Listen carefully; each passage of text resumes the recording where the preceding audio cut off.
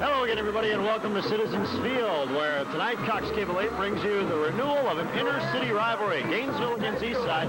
I'm Ken Tomash, along with Bob DeLessio, to bring in a nice game. And Bob, the Hurricanes are 7-2, got the district championship all wrapped up, going to the playoffs next week, but the Rams are 2-7. Does that really mean anything in this kind of a rivalry?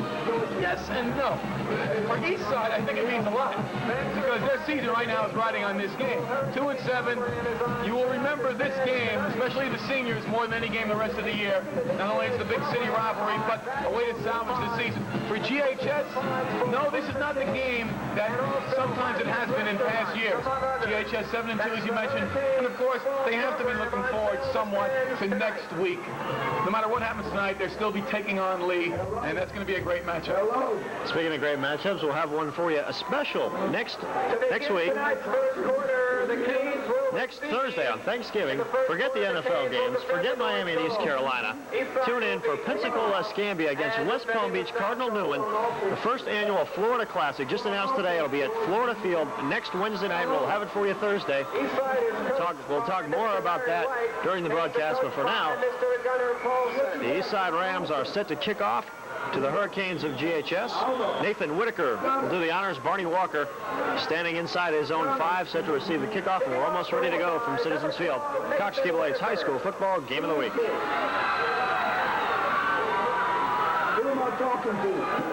Nathan Whitaker, the senior, puts a foot into it. And this is Walker at the 6. And he's out across the 20 to about the 24. On the return for Gainesville, number 20. So the Canes will open up shop first and 10 from the 24-yard line. The return, 19 yards. First down Canes at the 25. Starting at quarterback for the Canes tonight, Gene Scott, the senior, who directed them to the 27-7 win last week, the division-clinching win over Ocala Forest. He'll have Tim Taylor at one wideout, Linnell Singleton and Michael Howard, along with Raymond Foy in the backfield. On first down, give it to Michael Howard. And Howard bangs up to about the 25 and not much else. Very interesting, Ken. The first series, GHS opens up with a power backfield. They normally come with the eye, but at the last second, Gunnar Paulson sent in Linnell Singleton at fullback, so they went with a power backfield that time. Walker got just a little bit. Check that, Michael Howard just a little bit on first down, so it brings up second and long. Again with the power backfield. And again with the give. And getting up to around the 30-yard line. That was Michael Howard. Is Michael Howard. So Howard gets a few more, but it'll bring up third down. GHS, I believe, is going to have a little problem in the early going, moving the ball against Eastside. They've got a very, very tough defense. You wouldn't know it from the record, but it's the offense which really has let the Rams down this year. And, of course, we've talked about it the 2 times we've broadcast Eastside this year. The Rams are led in the middle by big Marvin Pope, number 40, only a junior, 235-pound linebacker. And Gene Scott to throw on third down, and off the hands of Linnell Singleton, swinging out of the backfield. Intended for number 33, Linnell Singleton. And the Canes will have to punt. That'll mean Keith Sartain, the tight end, and he's standing back to punt now.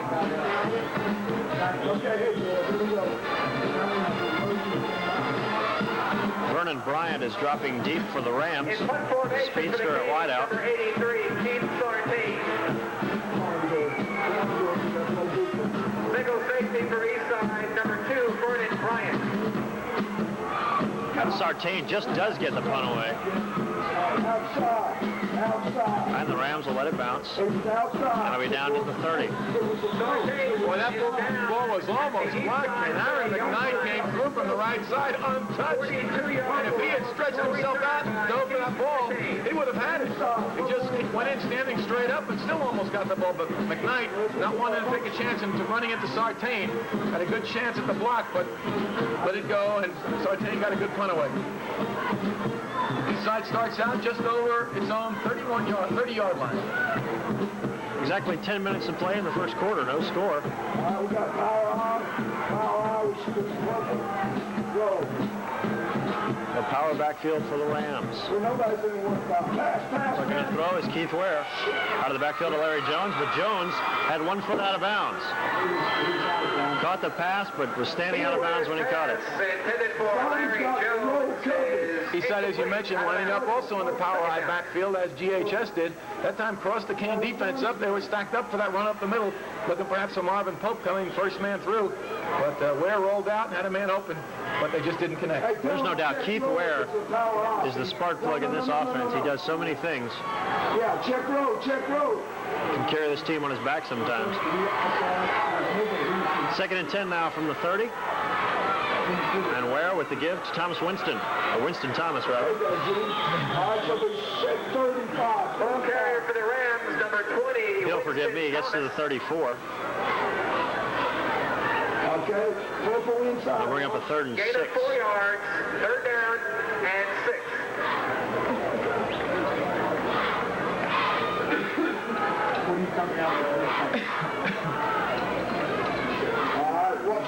Watch your counter back this side. Go. Counter back to this side. From the 35, Ware to throw again. Pressure throwing deep. Looking for Woolard. And Gene Scott and Woolard get there at the same time. I don't know who's got it. Picked off. Gene Scott with a great leap to wrestle that ball away from Todd Woolard, who's a lot bigger and weighs a lot more than Gene Scott. Scott's just a great athlete. Playing in that defensive backfield as well as playing quarterback. Good coaching there, Coach.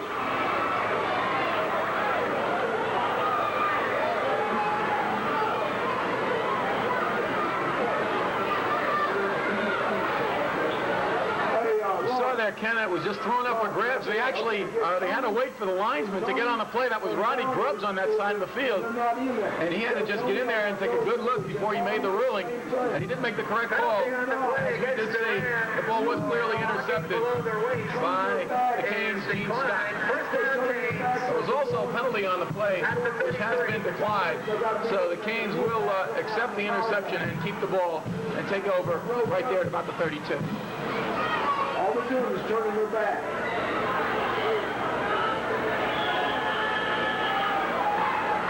And Gene Scott, who ended that drive, starts another one on the other side for GHS.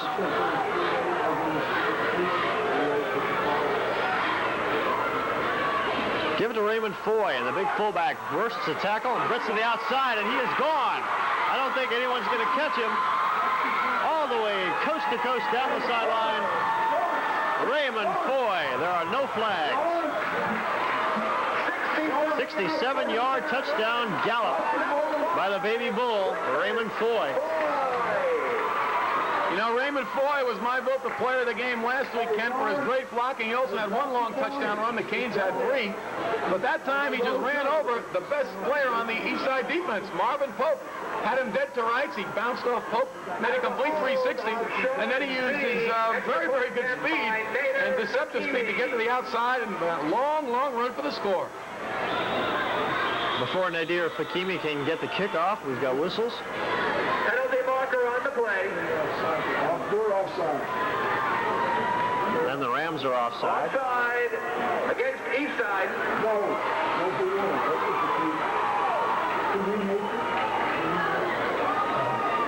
That play was stopped, so I'll have to kick it over.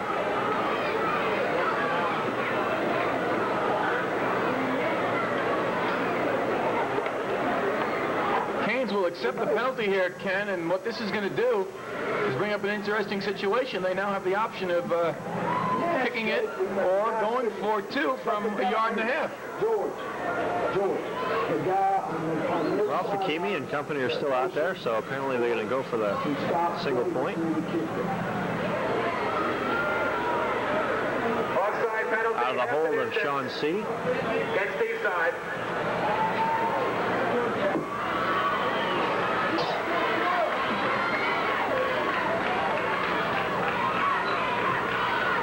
His kick is up and good. 7-0 GHS with 8:34 to play in the first period. So the Scott interception at the 33-yard line, and on the first play, Raymond Foy knocks heads with Marvin Pope and sprints down the sideline for a 67-yard touchdown.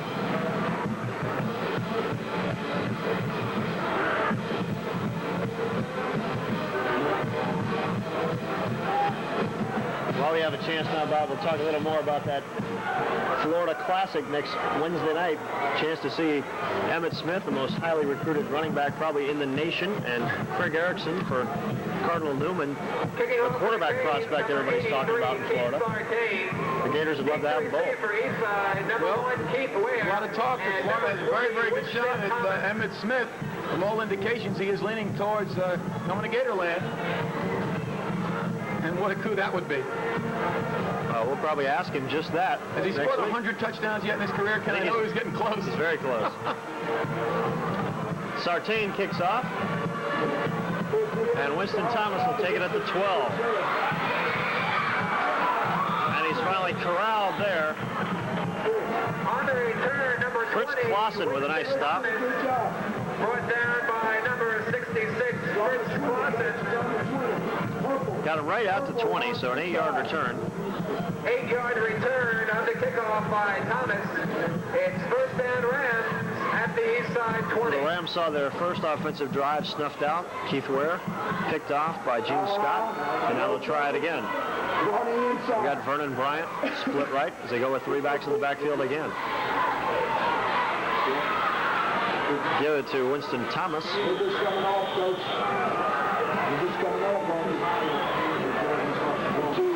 Thomas is up to about the 26-yard line. On the carry. Gain of 7. Second down. Good first down running that time. Eastside's offensive front opening up a good hole in the middle there. Of course, their offense is anchored on the right side by the big fella, Brian Dixon. Whereas number 72 weighs in about 304. So on second and short, give again to Thomas. Thomas close to, but doesn't believe he has a first down. On the carry.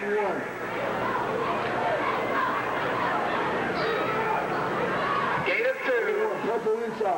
And he is just a yard short with 7:20 to play in the first period and clock running. 7-0 GHS, a 67-yard touchdown run by Raymond Foy.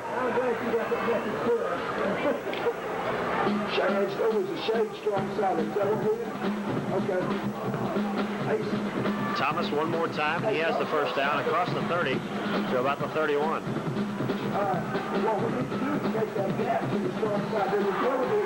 Ball carrier Marvin Pope. I know we've got a flag down. Well, I'll tell you what that's going to be. After the play was completed, the center for Eastside, who's been doing some good blocking the last few games, Ken Singleton, was walking back to the huddle, and as he was passing through some of the GHS players, he reached out and gave a little smack to the face guard of Charlie Morris. So Ken Singleton, the offensive center, is going to draw a personal foul on a dead ball situation. That's going to back up Eastside 15 yards. But he's going back to the center. A little over-exuberance that time on the part of Ken Singleton, and the Rams are going to move backwards. First and 25, purple inside. Penalty on the play against Eastside. So they'll put it back to the 17. No. 15-yard penalty against the Rams for unsportsmanlike conduct. So apparently they're not going to give him a play. Thought it would be a dead ball foul. Yes, I think they may be wrong with that. It is first down. Yeah, it's a first down because the play was completed and the foul came as he was walking back to the huddle. So First and 25. The announcer erred on that, but First and 25 from the 17. Where to throw again? He's got a man deep, but throws it for Woolard. Woolard was covered well by Gene Scott and Al Moore. Meanwhile, Aaron McKnight was streaking down the sideline. Gene Scott arrived about the same time that the ball did, and he hit Woolard. It might have been a little bit early, but then not only the question is, was the contact before the ball arrived? Could the ball have been caught? And I think there was no question that that ball could not have been caught. So whether or not Scott had arrived and hit the receiver Woolard early, no interference flag should be forthcoming, and it was not. Second and 25 now from the 17. Back backs in the eye, Marvin Pope and Winston Thomas. But where is to throw? Now he's looking deep, but he overthrows Aaron McKnight. Barney Walker was shadowing him. Incomplete, intended for Aaron McKnight. Depending on the play for the Canes, Barney Walker. And now the Canes can pretty much just pin their ears back and go after Ware on 3rd and 25. Purple. Loose. Just right the hand back. Did you get it? Lawrence. Purple loose. Purple. Purple, just right your hand. Purple loose. Purple loose. Purple loose.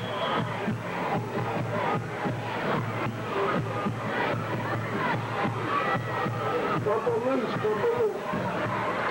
Okay. Back Gina. Back Gina. Right on 3rd and 25 from the 17. Keith Ware to throw again. Again for McKnight down the middle. McKnight, again, Barney Walker with good coverage. Also back there, Tony Haywood. Fourth down. Not a bad call that time. Nice pattern inside post. Ware threw it a long way. GHS was in double coverage. And it goes incomplete, and it'll bring up 4th and forever. 25, and Nathan Whitaker is into punt, averaging 37.1 yards of boot on the year. Corey Jenkins stands at about midfield. Number 12, Nathan Whitaker. And Whitaker just got the punt away. Didn't too much good with it either. Whitaker's punt Going out of bounds at the Eastside 35. at the 35-yard line of Eastside, so an 18-yard punt. Pressured heavily by the purple defense there. Boy, we've seen 2 punts thus far. Both of them should have been blocked, and neither one was. Of course, GHS got a better punt out of Sartain than Eastside did. So Canes got it in tremendous field position. Tonight's Gainesville Eastside game. So the Canes in excellent field position now at the 35-yard line. Gene Scott, the quarterback. Announcers for the game will be Robert D'Alessio and Ken Tomac. Give it to Michael Howard on 1st down, and that little water bug is to the 30-yard line. What an explosive runner he is. Carrier, but a penalty marker on the play. We've got a flag down, though. It's going to be holding on the Canes. Holding against the Canes.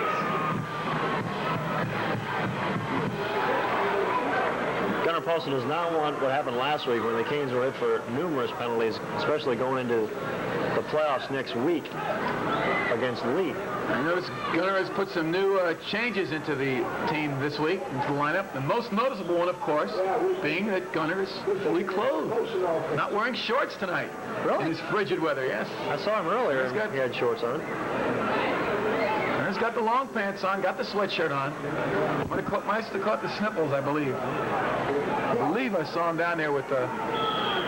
We'll try to get a shot of him later on. Get the great close controversy out of the way. 1st and 22 now after the penalty. Scott to throw. Looking for Barney Walker deep, but it's overthrown. Darius Bailey and Bernard Bird, the cornermen, were back with him. But Barney Walker really can accelerate. Darius Bailey was with him. Step for step, it seemed, the first 25 yards, and then Walker just extended and exploded up the field. But he couldn't even catch up to that ball, no matter what type of speed he had. But Barney's shown some great speed. Really, the last couple of weeks, the Gainesville offense has shown explosiveness. They've shown they've really been able to accomplish a big play. Had 3 of them last year, as we mentioned. Melvin Howard had a 22-yard touchdown run. Foy had a 25-yard touchdown run. And also they had a big play from the defense. Penalty marker on the play. The Canes took too much time. Delay of game. And they're whistled again. Against Gainesville.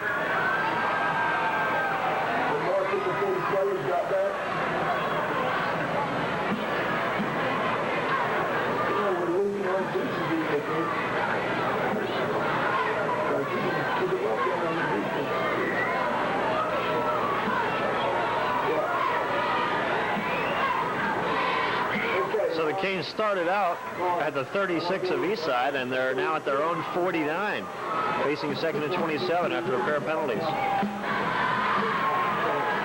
Scott is wrapped up and dropped, but he gets the ball up to Linnell Singleton, flipped it to Singleton before he went down, or did he? They may call Scott down to 44. Brought down by Marvin Pope. And they will be. Marvin Pope came shooting through on that play. Got a hold of Scott. Gene again, starting for the second consecutive week for the Canes at quarterback. He started earlier in the season, then was replaced for much of the middle part of the season by the sophomore Keith Brown. But last week, GHS decided to go with Scott, and now he's in his second start in a row. And now he faces a 3rd and 32 from his own 44 after having first down at the Eastside 36. He's looking to throw deep. He's got Corey Jenkins deep. He's covered. And there's contact and the flag almost immediately. Darius Bailey was back deep, running step for step with Corey Jenkins. The pass was thrown and there was contact. And it was double coverage on Darius Bailey and Alan Drayton, number 21, back there. And I'll tell you what, Scott put that one right on the button. But I think they're going to have a push-off against GHS. Let's wait for the call. Roddy Grubbs was on the scene. And there you see tonight's referee, Bill McCall, making the call. And they're going to move him back. You mentioned Grubbs, who is the linesman. McCall, the referee, they're working with umpire Hunter Edwards, linesman Butch Crawford, and the clock operator is Dave Walker. They flagged the Canes for both pass interference and offensive holdings. Okay, hey.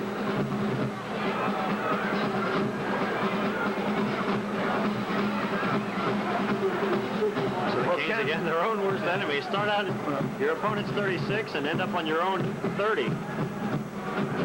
Both of these penalties, I believe, carry the same penalty, but now we saw the loss of yeah, that's right, on the offensive interference, we got a loss of down. That's when the referee puts his hands behind his head, so they accept the interference penalty. Both were 15-yard penalties, but loss of down comes with the interference. Keith Sartain in the punt. He was averaging 36.3 yards coming in. Pressured again, gets it off high, not too deep. Will bounce and roll dead at the 45. So a 25-yard punt with 4:57 to play in the first period.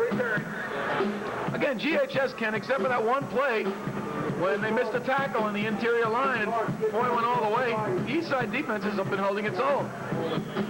Led by big Marvin Pope.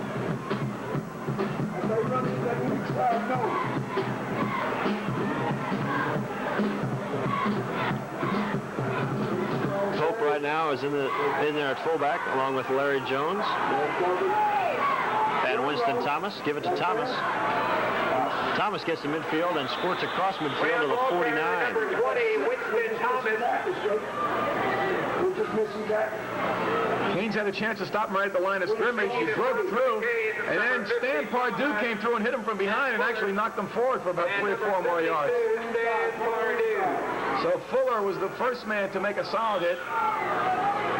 And then Pardue pushed him forward, so it ends up being about a 5 or 6 yard gain for Eastside on first down. They've been doing very good on first down offensively.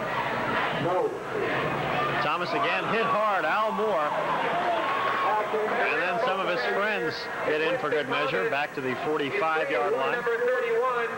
Now Al Moore, once a game will do that. Once a game, Al Moore will find the opening in the lane and just come in there and make a solid shot. And Moore likes to hit you straight up. Moore doesn't go down for the waist. He likes to take the man on head to head. And that's why sometimes you see that type of contact right there. And Moore has the strength to drive runners back. And you saw evidence of that right there.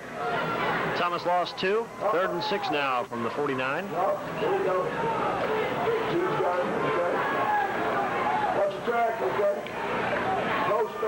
Where to throw again. Looking deep again. And this one's picked off by Corey Jenkins at the 29. Jenkins spun down at the 44-yard line. Second interception thrown by Keith Ware tonight. They were looking for Aaron McKnight on the play, and Jenkins came up and intercepted that ball. McKnight was able to come back, and he has very good speed to make the tackle on the speedy Corey Jenkins. But again, 3rd and long situation, and Eastside It has to go into the pass, and GHS just laying back there waiting for him. With Gene Scott and Corey Jenkins now each with an interception. 3 minutes remaining, first quarter. First down from the 43. Pitch to Barney Walker to the right side, and he's snowed under there at the 40. He lost some yardage. Walker on the carry. Barney waited in the backfield that time looking for his blockers, but Darrell Garrison came through along with Alan Drayton. And nice pursuit by the Eastside defense. Garrison was in there, and Pope, of course, came over as usual to help with that tackle. Todd Woolard also manning the left side of the Eastside defense. Eastside defense has been impressive, as we said, except for one play when Pope missed the tackle for the touchdown. And sometimes on that, they're so used to seeing Marvin Pope making the tackle that the defense perhaps relaxed a little bit and gave Foy enough time to get to the outside. Walker was the Canes' second leading rusher coming into this game, trailing Michael Howard. He lost 3 on first down. Now a little mix-up, but give it off inside to Raymond Foy, and Foy is up to the 45, so he got some of that yardage back and then a couple more yards. That time he faked the pitch to the right side, tried to fool the linebackers and get that defense flowing to the left, and then came with a trap up the middle there. Bernard Bird did stay home for Eastside and made the hit and only gained a couple of yards. He got forward to the 44, and so it'll be 3rd and 9. Coach. Right side, left side. It was Stan Pardue. Stan was at the end this time, last punt, Coach. Scott with a quick throw, looking for Tim Taylor, and it's off his hands. Good coverage by Claude Williams. Scott's pass Hung with Taylor as Taylor went across the middle. Tim Taylor is incomplete. And again, the Canes are forced to punt. What now? Number 10's the one, Coach. Sartain's last punt traveled 25 yards. He's got to hit number 10.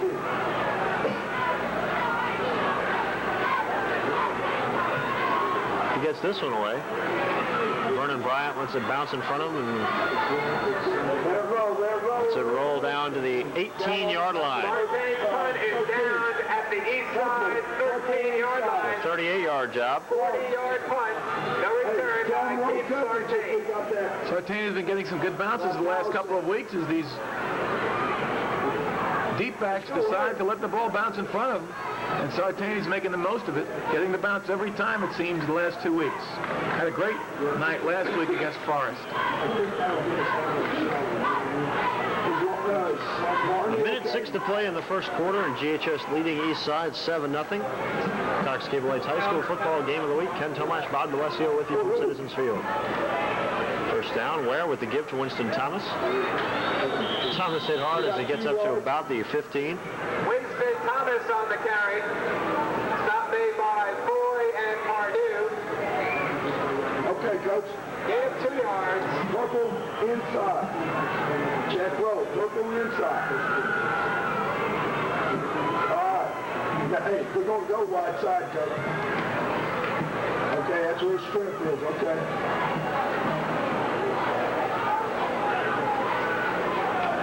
Thomas, the Rams leading rusher, averaging almost 6 yards a pop coming in. Pitch to him off the left side. Leaps across the tackler, but just gets back to the line of scrimmage. He started deep in the backfield. Had to get 5 yards just to get back to the line. He did a nice job, though, as you mentioned, hurdling one man. That was Alex Brown who came shooting through, went for the legs, and grasped there. Nice run that time to That's the end of the first quarter. get back at least to the line of scrimmage. But that's the end of the first quarter, Ken. Eastside nothing. The first 12 minutes are history. It's 7-0 GHS. With this being the last regular season game for the Canes this year, I'd like to recognize the fine job done by the varsity cheerleaders. They are Allison D, Sally Quinn, Chris Quickly, let's go down to the field now to Paul Grove. Paul?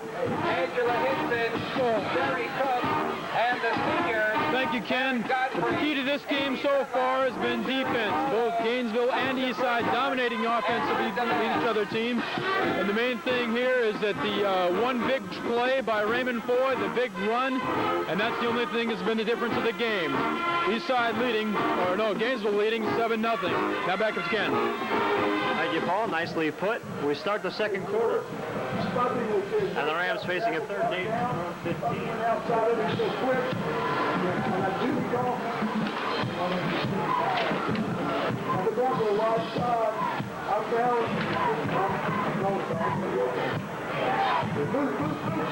Ware looking to throw again.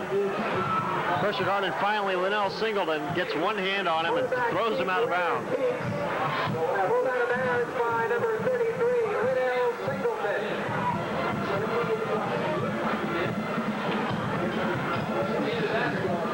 Well, Singleton gets the tackle on that, Ken, but the man who should at least get an assist is Stan Pardue, who forced Ware outside on that bootleg and allowed Singleton to come over and beat into the corner.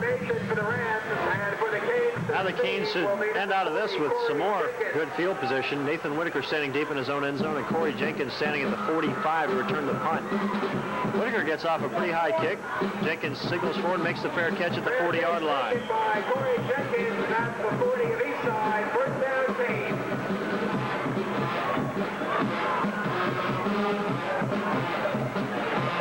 Well, Eastside really is putting a lot of pressure on its defense with this field position, not being able to move the ball offensively. They're putting their defense in more and more of a hole. They've responded pretty well thus far, but how many times can you go to the well? They're starting from their own 40 right now against GHS. T.J. Weekland and Sean C. are in at wide receivers. Give to Michael Howard, hit hard. Big Robert Mann was the first man to hit him, and hit him he did. Michael Howard. Howard lost a yard. 61, Sean Hayes. And number 75, Kevin McClellan.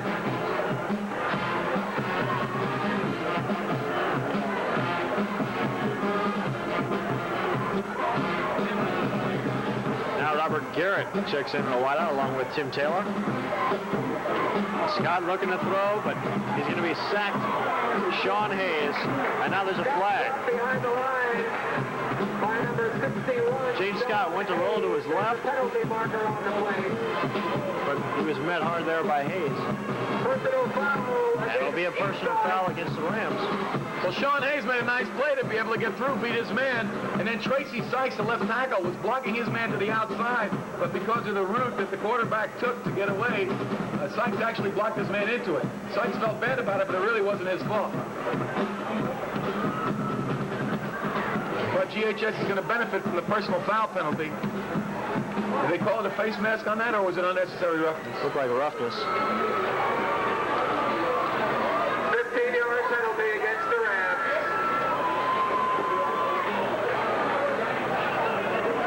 And you always see one or two of those flags when these two teams hook up. That time, Hayes, in his exuberance and excitement to get to the quarterback, must have roughed Gene Scott just a little too much, in the opinion of the referee, Bill McCall. And now Keith Brown is in at quarterback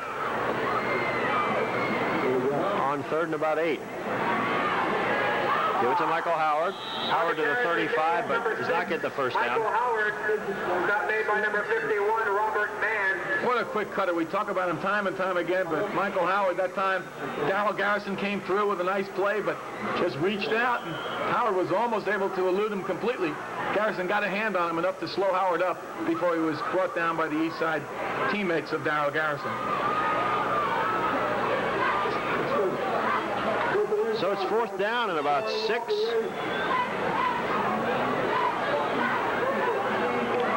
Gene Scott back in as the Canes go for it. Barney Walker in motion.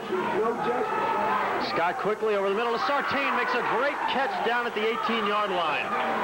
Sartain looked like he just grabbed that with the heels of his hand. The tight end and punter makes the clutch reception from Gene Scott. If Gene Scott had gone out because he was shaken up, he must have shook it off fast, because came right back in there, threw a strike over the middle, beautiful play, and Sartain with an 18-yard gain and a first down for the Canes. Ball is at the 20, 9:53 to play in the first half, and the Canes leading 7-0. Give to Raymond Foy, excuse me.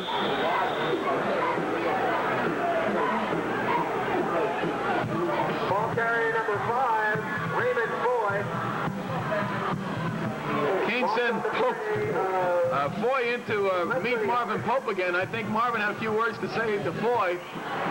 Still probably thinking about the time he missed the tackle when Foy bounced off him and went for the touchdown.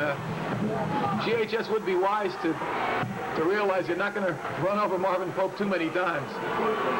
It was a dangerous play sending Foy back in there, the way Pope is probably feeling right now. Barney Walker off right tackle. He's going nowhere.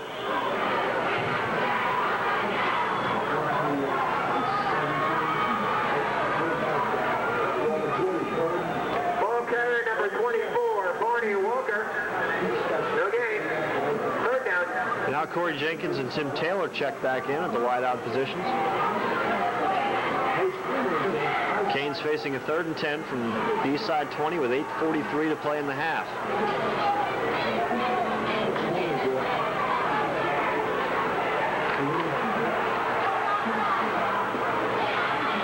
Scott just a little long for Barney Walker out of the backfield. That's a play they like to run a lot. They like to throw to the backside of the backfield.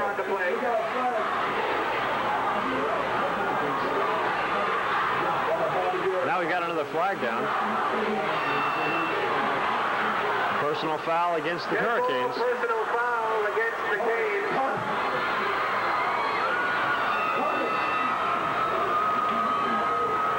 Again, the situation here, Ken, where these two teams are forgetting a little bit about football, because now we've got a foul that's coming, again, after the play.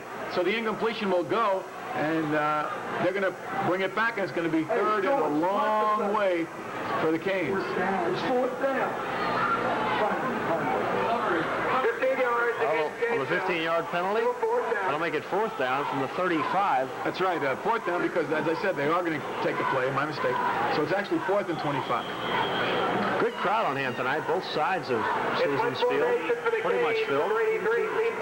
Now Sartain, who made the great grab a couple of plays ago, set the punt. Vernon Bryant standing inside his own 5, but I doubt, or inside his own 10 rather, I doubt he'd want to field one there if he could avoid it. They'll take it on the 20 right now, believe me. The way their field position has been going, they're lucky they don't end up on the 5. Sartain pressured, but gets it off. Good kick, angling for the sidelines, but it goes into the end zone, so it will be the touchback. 35-yard punt, but they only get 15 yards on the net gain as it goes into the end zone for a touchback. So with 8:16 to go in the half, the Rams will try to get something going on offense. Lawrence, purple inside.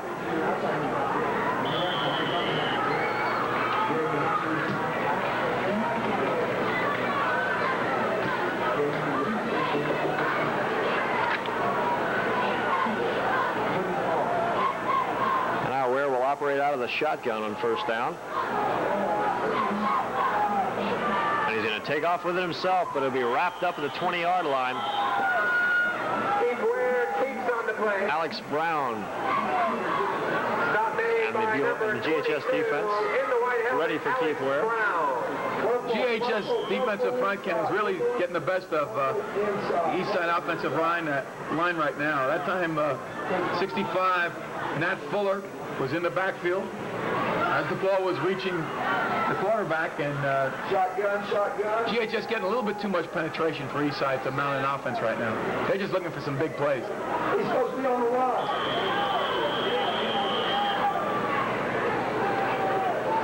And now we've got a quick timeout on the field. Looks like an equipment problem.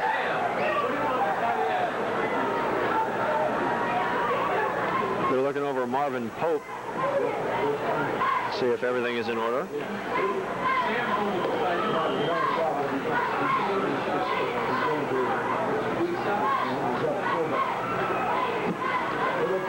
They're coming at him again, and Ware out of the backfield to Pope. Pope makes a nice grab, and Linnell Singleton brings him down at the 35-yard line, but not before a 15-yard pickup. Ware to Pope. Pope brought down by 33 for the Canes. Linnell Singleton. Nice catch by the big man. Yeah, nifty little call that time. They brought everybody to the left side, let the defense rush in from the far side of the field, and brought some blockers with them. And Pope got isolated and was able to beat his man, made a nice catch, and picked up the yardage, 1st down for the Rams. So finally, Eastside gets moving on offense. It's only their second 1st down of the night. You're not right, George. board were not Again from the shotgun, this is where. Again pressured. And out of the backfield, Gene Scott just missed 6 points in the interception. They're still not right. He was traveling right towards the ball, just off his hands. Well, the only man that was within 10 yards of Gene Scott was number 63, Andrew Anderson, the right tackle. And I don't think he was going to catch Scott. So Scott, almost with his second interception of the game. And I believe he had the same situation last week where he dropped one that would have been a touchdown. Or was that Corey? That was Corey Jenkins. Corey Jenkins.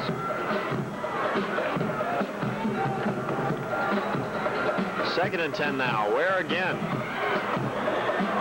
Deep down the middle. This is picked off by Barney Walker. A great juggling catch. And Corey Jenkins laid out Winston Thomas with a great block to spring Walker. And Walker's up close to midfield. Well, there's a flag down on the play, but before we get to that, we have to talk about the hit in the backfield. There's a flag on the play.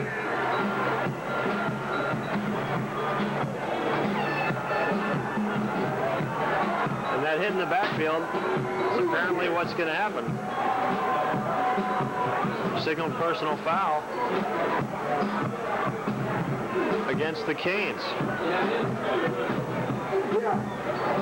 But what a great catch by Barney Walker. Juggled it off his hand, looked like it went off the helmet of Winston Thomas.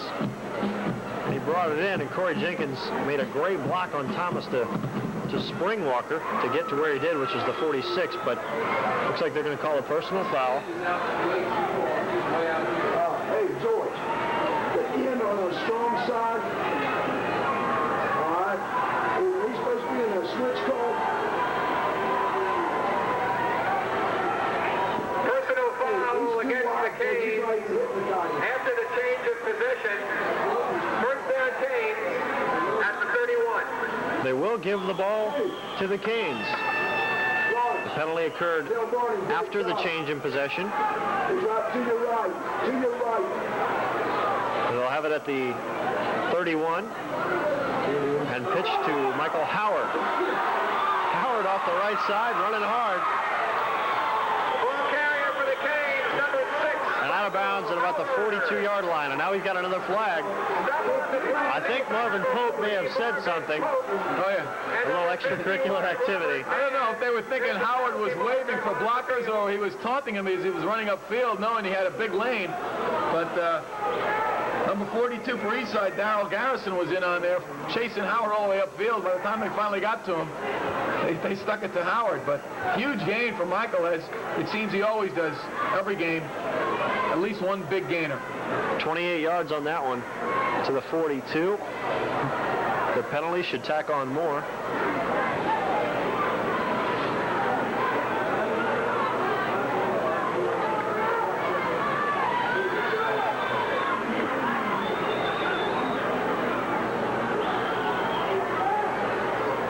Michael Howard, who comes into this game averaging 4.6 yards per carry, if this holds up, he's going to improve that somewhat. See the referee talking things over with Todd Willard, the defensive captain for Eastside. The referee there in the white hat from the Mid-Florida Officials Association is Bill McCall. The umpire with him is Hunter Edwards.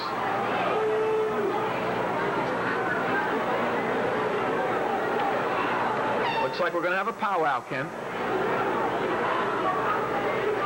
And if you look, we'll try to get a shot of Coach Gunnar Paulson on the sidelines. He is in shorts. As he told us last week, he never comes to a game, no matter how cold. There he is, yes indeed. Without the shorts on. He does have the sweatshirt on. It's just bad luck to wear long pants. He wants a timeout on the sideline. Gainesville's marked off from the spot 15 yards. Well, Gunnar wants a timeout, and he's heading halfway out on the field to call it, trying to get some attention there. Now, the Canes, as you recall, last week had a couple of unsportsmanlike penalties for signaling on the sideline. Well, this is confusing. And there he is. And now we go on the other. Well, they're marking off one, then they're going to mark off the other one. These were not offsetting penalties, so each will be marked off. Well, Coach, if you take a step or two forward, You can see those lovely coaching shorts you're modeling. Well, right now we see him calling a technical foul on someone. That'll be 2 shots and possession of the ball inbound. Gunner's got and good. Speaking of which, Bobby, Gunner's got good mechanics on it. I think he might do well as an official. speaking of basketball, I want to remind you about Cox Cable 8's high school basketball game of the week to keep you company during the winter on most Wednesday nights. Now, football playoffs notwithstanding, our first scheduled game is Friday, December 5th. Eastside against Lake Weir. You'll be able to see that one Saturday, the 6th. If football playoffs run over, remember, next week we'll have the playoff game for you. Stay with them as long as we can. Some great games we'll bring in the basketball game of the week, including the Buholtz Bobcats against Lakeland Kathleen and All-Star forward Livingston Chapman, who recently signed with the Florida Gators. There you see Gunnar Paulson in Gunner's shorts. Canes would like to take this opportunity to invite So stay tuned. Most Wednesday nights, check your local listings at the Gainesville High School gym for our basketball game of the week. County Basketball Jamboree. That's Tuesday night. On a scale of 1 to 10, where do you think his blood pressure would be right about now? Team will be hosting the county jamboree. Well, luckily, it's a cool night. Gunner's just asking, he wants a few things explained. Now, just please, sir, if you would be so kind as to tell me what you meant by that. Maybe where can you get the best coffee in town? Right. Looking for Can some directions. I get a thermos? Do you have a thermos? It's a little chilly. So, Gunner looking for an explanation because I don't think he realizes the interpretation on where the foul was marked off from and why. And I don't either. Maybe if he gets it, he'll pass it along to us. Well, next week, the Canes will take on Jacksonville Lee. What a dynasty they've got. Well, they have a tremendous program. They've won their district now 10 consecutive years, Ken, and that's going to bring up some memories for some people who have followed GHS over the years. I know some of the viewers who watch have followed the team for years, and it was back in 1980 when GHS won its district championship, conference championship, and all the way to the state championship that they met Lee the last time. They played Lee in the first round of the playoffs, and they defeated Lee by a score of 21-15, and then GHS went on to the state championship. So last time they played Lee was in 1980, and it was a very good year. And let's see what 1986 has in store, and we hope everybody follows us with that game next week. For now, on 1st and 25, pitch to Barney Walker. Walker running hard, spun out of bounds, just short of midfield.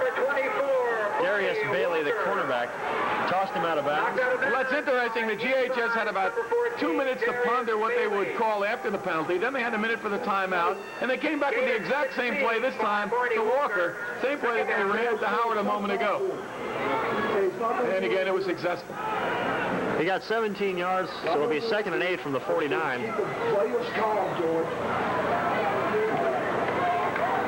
Now Raymond Foy, the single set back. Give to the big fullback, and he's across the 50 down to the 49 of Eastside, but we'll bring up 3rd down. That was Raymond Foy.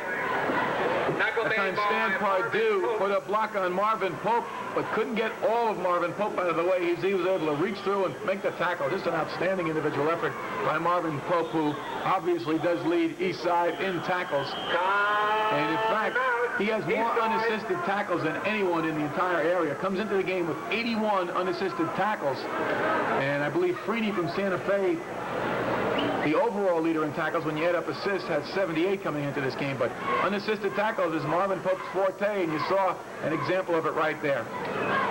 The Canes will burn their 2nd timeout, facing a 3rd and 6 from the 49-yard line, just shy of midfield. Marvin Pope, as we look at the GHS sideline, will be, before he is through, barring injury, the all-time leading tackler at Eastside. Remember, he's only a junior. So Marvin's still got another year ahead of him. And we'll be seeing Marvin also on our high school game of the week, as I believe we have Eastside 3 consecutive weeks. Not in the not-too-distant future.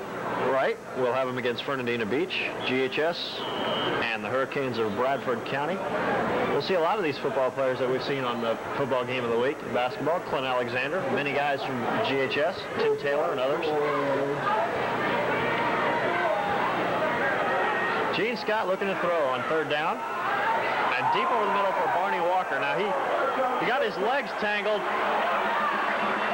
down there with Bernard Bird, but I got to think that was completely inadvertent, but the flag has flown.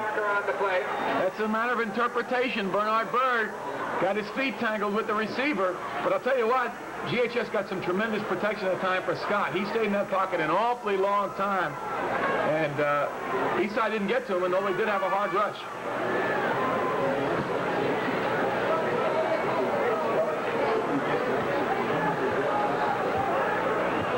So it will be a 15-yard penalty. As you see, 5:56 remaining in the game.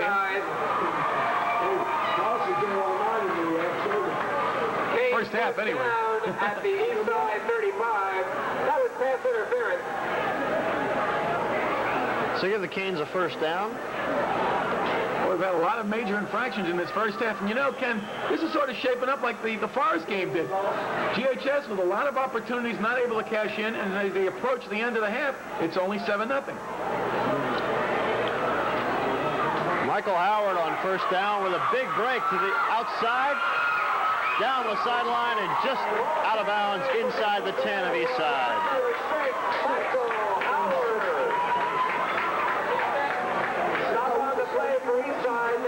28-yard gain by Michael Howard. His second 28-yard gain on this drive alone. And now the Rams are going to call a timeout with 5:47 to go in the first half. And remember, he does get credit for that first 28-yard run because the infraction came after the play. So an excellent first half for number 6, Michael Howard.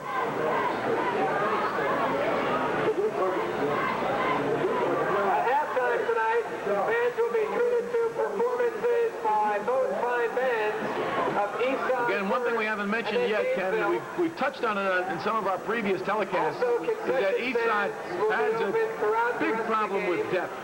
They don't have many people on their roster. Most of the players go both ways. In fact, 7 starters go both ways, offense and defense. So in the second half, they have a tendency to wear it down, which is to be expected. But they've really been holding their own thus far. And GHS with 3 explosive runners, plus a very talented quarterback, a multi-dimensional quarterback, has little by little taking its toll on the Eastside defense. But you got to give them a lot of credit thus far.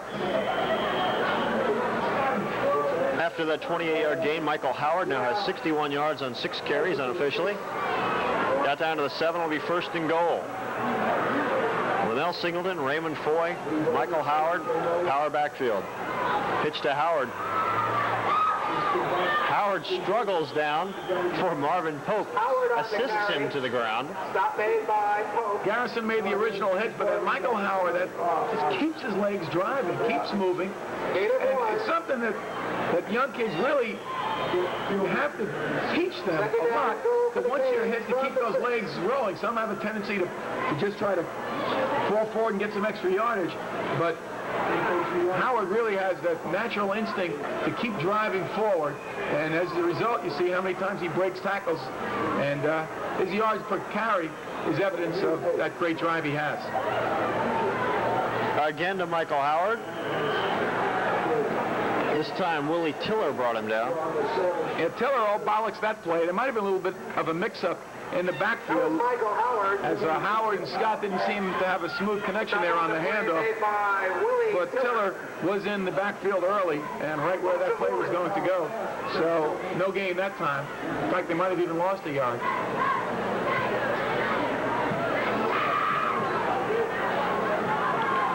Third down now. Linnell Singleton and Michael Howard in the eye behind Gene Scott. Scott looking to throw quickly for Tim Taylor on a fade pattern.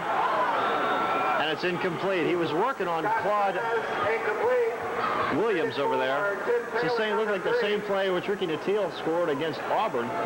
Little 2 years in a row. A little fade pattern that time. And Williams started in with the play action, but recovered in time to pick up Taylor. And Williams, who has good leaping ability, got up there enough to get a hand on the play. And you saw maybe at the end there that Williams had a little word to say to Taylor there. These teams really have a good rivalry going. the 14. The snap is fumbled, and Eastside pounces on it on the field goal attempt. Sean C., the holder, saw the ball go off his hands, and Claude Williams jumped on it. Well, Williams with a good play on defense on the right side, and now a good play on the near side of the field, driving through there and then diving once he saw that ball on the ground to make the recovery before GHS was able to come up with it. But again, Canes turned away, and Eastside's defense, although it really wasn't pretty at times, does do the job and holds. As they say, they bend, but they did not break. And they turn the ball back over to their offense on the 18. First down, 4 minutes to play, first half. 7-0 GHS as the Rams dodge a bullet. We're looking for someone to throw to. Hit hard. The ball squirted loose, but went out of bounds at about the 2. Well, Raymond Foy in on defense right now. That time he was chased out of the pocket by Linnell Singleton. Singleton just got a handful of jersey, but wasn't able to hold on. Then Foy was approaching, and when the quarterback Ware was about to throw, Singleton really drilled him in the back, and the ball came loose and went out of bounds. And they are not going to say that it was an incompletion. They say he was hit cleanly from behind by Singleton before the arm was going forward, so it's a big 10-yard loss for Eastside. And credit a sack to Linnell Singleton. Deep in their own territory now on second down. Ware looking to throw again. Scrambling around in his own end zone. Lets it fly for Aaron McKnight, but McKnight had a little company. Well, again, we've got a situation where these two teams are really laying it on each other, and that time we had Alex Brown coming through. Now, on the previous interception, Alex Brown really drilled the quarterback Ware, and that time Singleton, who had nailed him from behind cleanly before, that time hit him too hard and too late, and it's an obvious 15-yard penalty for personal foul, roughing the passer going against Linnell Singleton, and that'll give Eastside, I believe, although it was 2nd and 20, an automatic first down. So a defensive error that time that I know Gunnar Paulson is not pleased to see. But these two teams, I guess, you know, there's a rumor flying around, Ken. I don't know what the truth is to it, that these teams don't like each other. We've got a little evidence of that today, but you don't really believe that, do you? Oh, I don't think so. And yes, on that personal foul, it does bring an automatic first down with it. So although it was 2nd and 20, it's now 1st and 10 for Eastside as they get a little breathing room, courtesy of number 33, Linnell Singleton. And now they call a timeout, so the Rams will talk things over. Well, really, this might be the breather that the Eastside defense needs, because the offense really hasn't been going anywhere, and you figure they're going to do that the rest of the way, but they were only 1 down away from punting out of their end zone. So now they can run a couple of more plays, and that clock is winding down, under 4 minutes left. And if they can go into this locker room 7-0, it might be a different game. I still believe that if Forrest had gone down 7-0 in the last game, it would have been a different ball game. As it turned out, GHS blew them out in the second half. Well, let's go down and see what Paul Grove has to say. Paul, what do you think about this? As you can tell, the rivalry here at Eastside and Gainesville is a big one. There's been some penalties on the play, some personal fouls. It's getting pretty hot and heated down here on the sidelines. Now back up to you, Ken. Thank you, Paul. Chilly night here at Citizens Field. Kind of pleasant. It's a nice day all day today. It's a clear night. Temperature at kickoff was about 50 degrees. It may have dipped a little bit since then. Eastside marching band and majorettes are trying to keep warm on the sideline as we've got 3:43 to go before the end of the first half. Well, once that sun went down, the temperature really dropped, but thankfully, unlike last week, the flags are limp. No wind tonight. So first down from the 18, the trap play to Marvin Pope, and the big guy bursts outside. Tony Haywood tries to put a lick on him. That didn't go. And Gene Scott is the man who has to bring him down, hit him at the legs, and drop him. And they'll call it the 37-yard line. Tony Haywood. I don't know if you can see. There must have been something in his eyes as he sees big Marvin Pope coming right at him. Did I say something? Did someone say something about Eastside not being able to move the ball? Hey, Trap play that time, a really horrible tackle by GHS. First man had a shot at him was number 55, Charlie Morris. He missed. Alex Brown had his shot. He missed the tackle. And then upfield also, I believe Tony Haywood missed a tackle. So 3 missed tackles and a huge gain from Marvin Pope. First down from the 38. Give it to Winston Thomas. Gets a couple, and we'll be right back.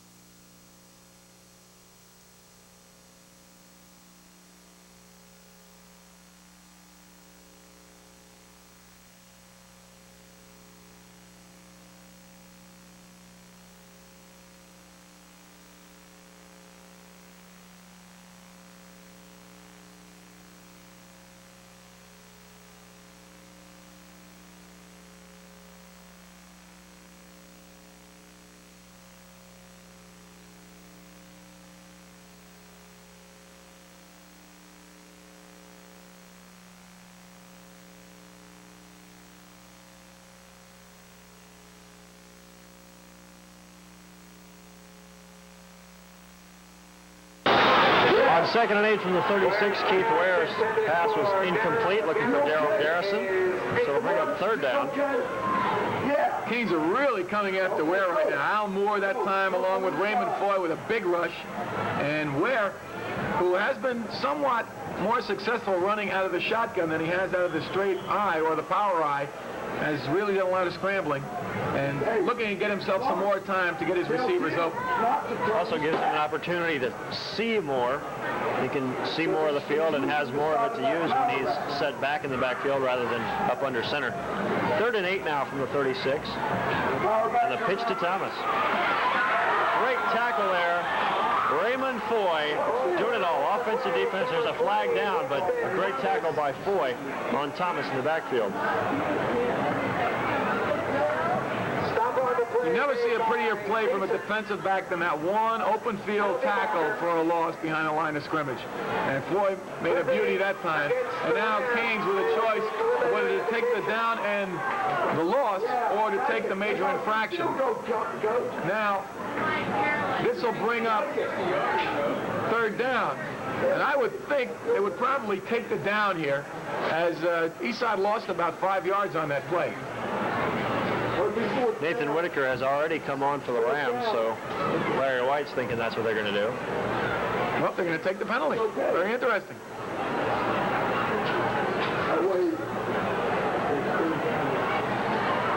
Third down. Hey, George. It is 3rd down, I guess, if you want to punt. And now Whitaker comes off as the Rams realize the situation. Keith Ware and company are back on. Aaron McKnight and Vernon Bryant. Another thing this does, though, it runs time off the clock, Ken, as we're approaching the 2-minute mark, and really not much time for GHS to mount a drive once they get the ball, if they get the ball. 3rd and too much to count from their own 40 for the Rams. Throwing deep for McKnight. McKnight makes the catch and goes into the end zone for the touchdown. They finally sprung Aaron McKnight on that long pass. And Keith Ware, scrambling to his left to buy himself some more time, made a perfect throw.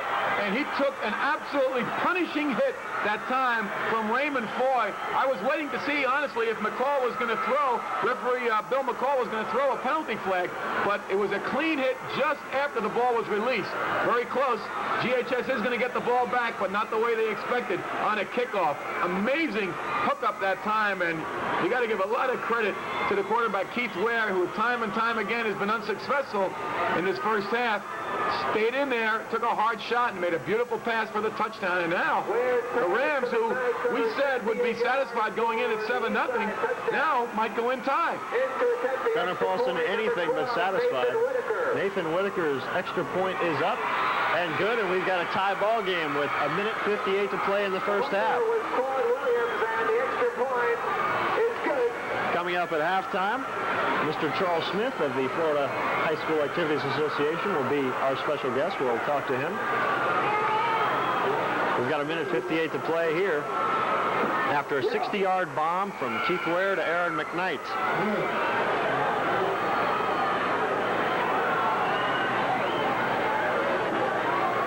So two big plays on that drive. Marvin Pope with a 44-yard burst. Couple penalties, and Keith Ware with a 60-yard touchdown. You don't usually see that, Ken. They had two big plays, over 100 yards total on one drive. Kicking off for the Rams, number 12, Nathan Whitaker. Deep to receive for the Canes. Barney Walker is standing at his own 5 as Nathan Whitaker, who just kicked the point after, gets set to kick it off. Whitaker slipped as he kicked it, and the ball will bounce to Tony Haywood at the 10. Haywood gets to the outside, and Keith Ware finally puts the stop on him at the 43-yard line. Tony Haywood. Oh, what a move Tony Haywood put on Alton McKinney. Looked like he was going to the inside, went to the outside, left McKinney just on his tail, and then two Eastside players ran into each other before Ware again had to give up his body. And you see number 51, Robert Mann, who was also in that play, limping off as he has an injury to the lower part of his left, to his right leg. And now the Canes have to rise to the occasion and put something on the board. 1:48 remaining. Remember, they did score last week with 57 seconds to go in the second quarter against Forest. Canes have used 2 of their 3 timeouts. And on first down, Scott looking to throw. He's looking for Corey Jenkins, but Alan Drayton broke it up. You know, Ken, you can really tell from the quickness of the drop and the way that Gene Scott rolled out that time, the urgency now that seems to be apparent in the offense of GHS. We said at the top of the show that I really felt that this game did mean more to Eastside than it did to GHS. Now, having been smacked in the face, as it were, GHS is starting to get wakened up and getting back into this game. But their heads were not really into the game as far as Eastside's heads were in comparison at the beginning of this game, I'm sure. Second down from the 45. Scott to throw again, scrambling left. And finally brought down behind his own 30-yard line. Bernard Bird with a big sack back to the 30, a 15-yard loss.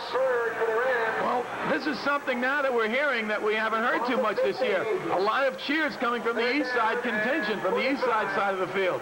As now, something rare in the East Side camp has reared its head, which is momentum. East Side very seldomly this year has been able to put it together back-to-back offensively and defensively, and they're doing that right now, thanks to that one big play on the pass from Ware to McKnight. 60 yards for the score a moment ago. Give to Foy on the draw play. And Foy running hard out to about the 46-yard line. So he got the yardage back that they lost on the sack plus a yard, but it'll be way short. Nice play by Foy, finding the hole and then cutting to the outside. I didn't think Todd Woolard had the speed to keep up with Foy, but Woolard really digging, was able to catch up to Foy and hit the ankles and stretch forward to make a nice tackle. Todd Woolard, defensive end for Eastside, number 82. Of course, his brother doing a great job with the Gators this year. Keith Sartain looking to punt with Vernon Bryant standing at his own 23-yard line. Sartain's punt is high but short, angling for the sideline. And he gets the sideline, the near sideline, at about the 35-yard line, out of bounds. 23 seconds to go in the first half. 20-yard punt and no return. Well, now it'll be interesting to see what Eastside does in these final 23 seconds of the first half. I got a feeling now they've got some confidence. And when you think you're dangerous, you are dangerous. And they knew they put up that long 60-yard pass. I got a feeling they're going to try it again. They're starting to believe in themselves, which is the most dangerous thing that GHS can face right now. Eastside's starting to believe in themselves. Well, Aaron McKnight and Vernon Bryant go to the right. McKnight in the slot. Backs in the eye, and Ware is to throw on first down. And he is looking deep and looking for McKnight, but Tim Taylor was back at the corner spot, and the ball was overthrown. Intended receiver Aaron McKnight, and the message to the Canes, number 22. Well, whether or not, Ken, they hit another pass in these final few seconds of the half, or they don't, that's really immaterial. It's that now they believe in themselves and they're trying to do it. They believe they can do it and they're going for it. And GHS is going to have a handful of second half right now, I promise you. 15 seconds to go now. Lee Calhoun in now in the slot and a wide receiver. Bears looking for Woolard. Woolard almost made a nice catch. Al Moore defending, but Woolard couldn't hold on. Well, actually, Woolard should have caught that ball. It was in his hands. Ware delivered it. He had Moore beaten.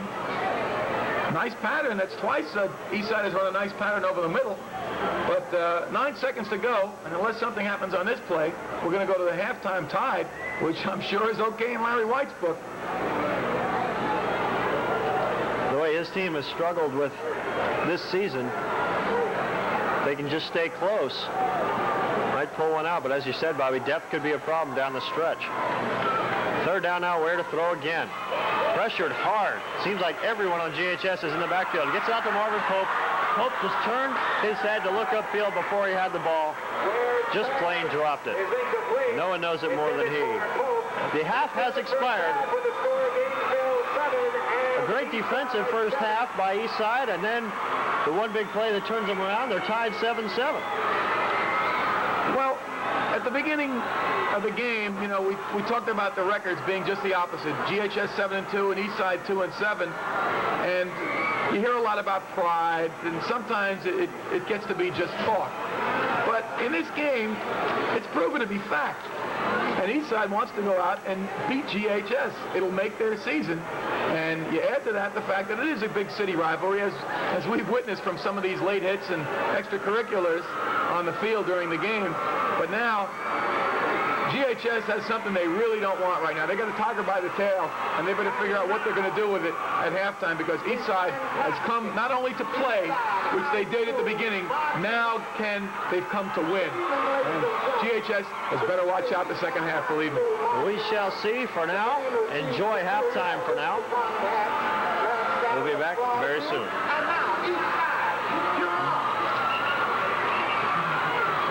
going to go down.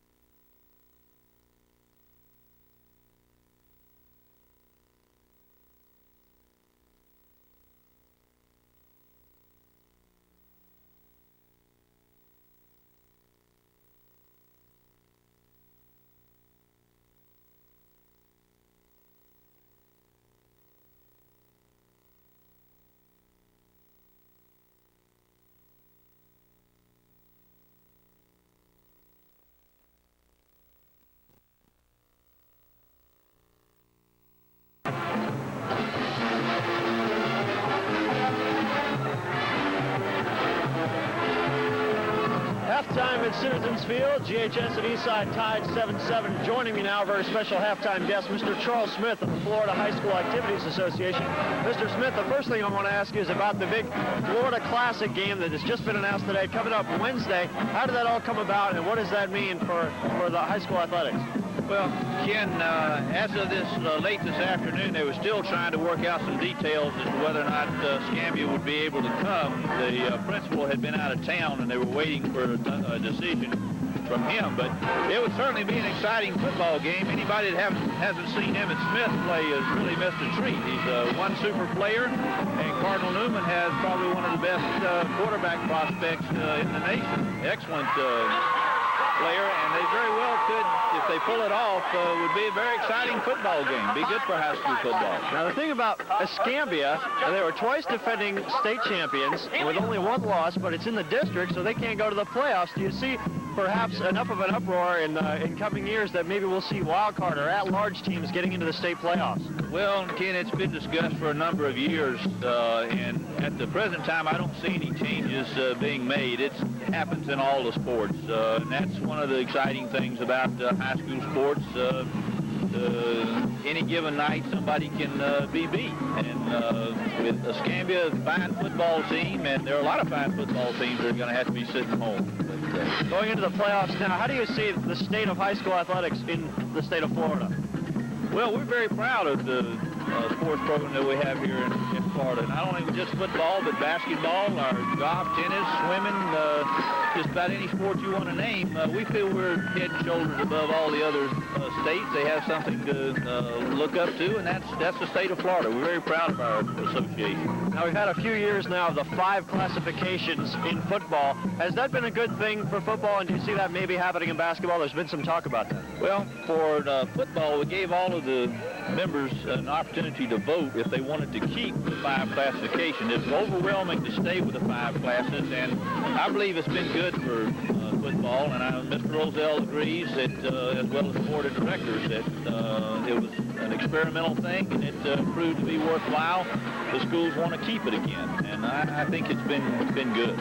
As far as basketball goes, do you see that perhaps? Now, the board of directors at their last meeting instructed the executive secretary, Mr. Roselle, to run a survey and let the schools vote as to whether or not they would like to have 4 classifications, 5 classifications, or 6 classifications in basketball.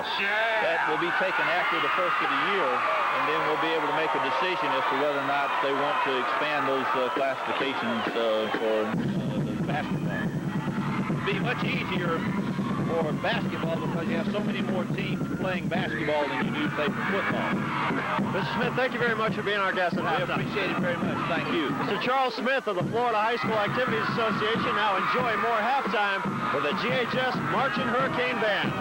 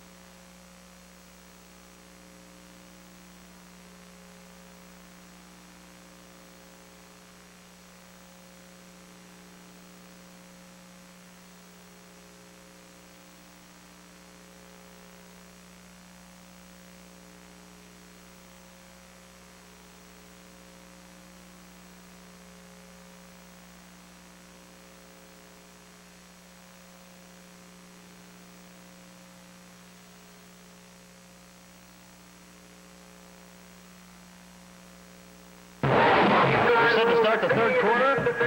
Eastside and Gainesville High tied 7-7. Cox Cable High School football game of the week. Ken Tomash, Bob DeLessio with you.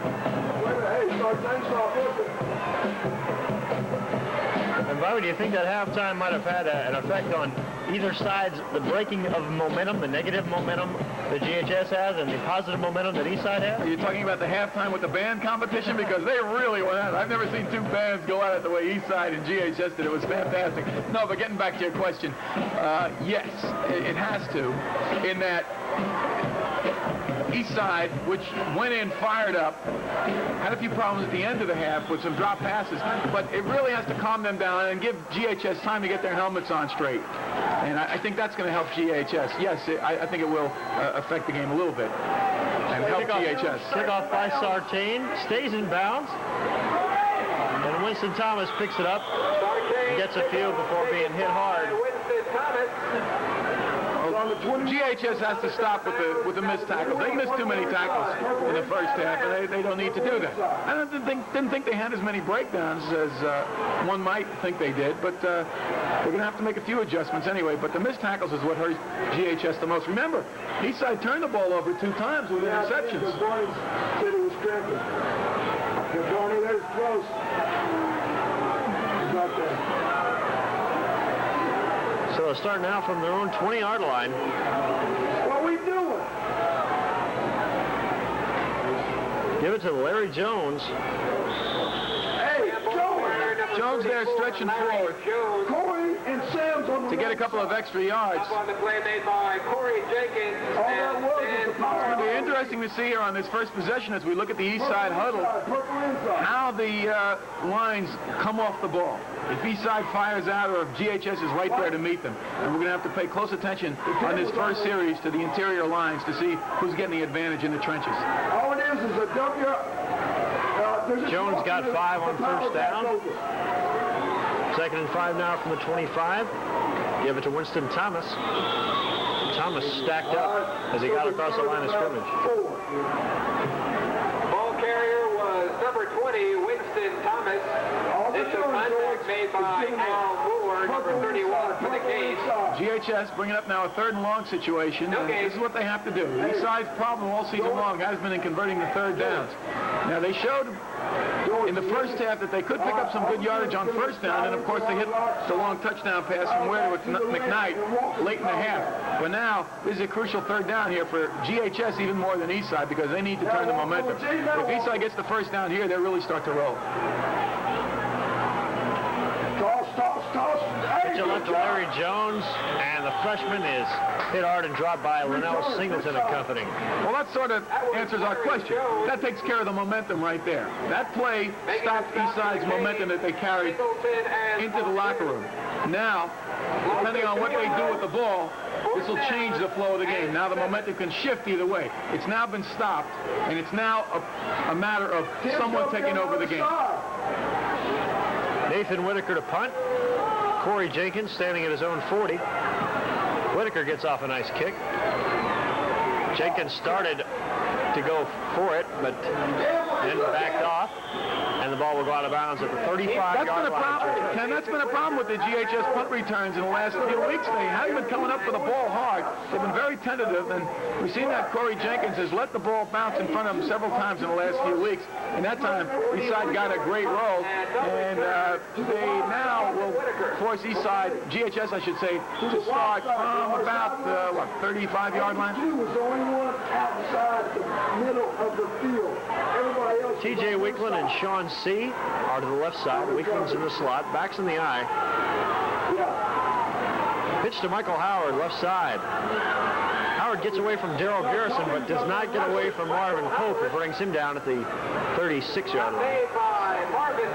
Garrison didn't make the tackle. Pope did, but Garrison gave the defensive pursuit enough time to string the play out and make Michael Howard go a little wider than he would have liked to, and as a result, he was not able to turn the corner, only picked up 2, and it's 2nd and 8. And again, the Eastside defense is what is going to have to keep this team in the game. The Rams are not a good offensive team. They don't score many points. It's up to the defense. Give it to Raymond Foy. And the fullback is out close to the 39-yard line. That was Raymond Foy. We talk about the problems Eastside has had on offense. You know, they've only scored 1 touchdown or less in 5 games this year. And as I said in the first half, they were looking to connect on some big plays. They connected on one. If they connect on another one, the defense might be able to shut GHS out in the second half and pull out a victory. Who knows? But the big matchup is what's on the field right now. 3rd and 6, and Gene Scott is looking for Corey Jenkins, and he has him across midfield. Brought down at the 49-yard line by Darius Bailey. Corey Jenkins. Well, Scott, who didn't have a good first half throwing the ball, that time looked good on his first pass with a nice strike to Corey Jenkins. Of course, if GHS, you know, is able to execute its offense, I think they will take control of the game. But with a lot of the credit going to the Eastside defense, they haven't been able to do it in the first half. But once they get in gear, I think they might prove a little bit too much for Eastside. But it remains to be seen if they can do it. Raymond Foy again, maybe a yard.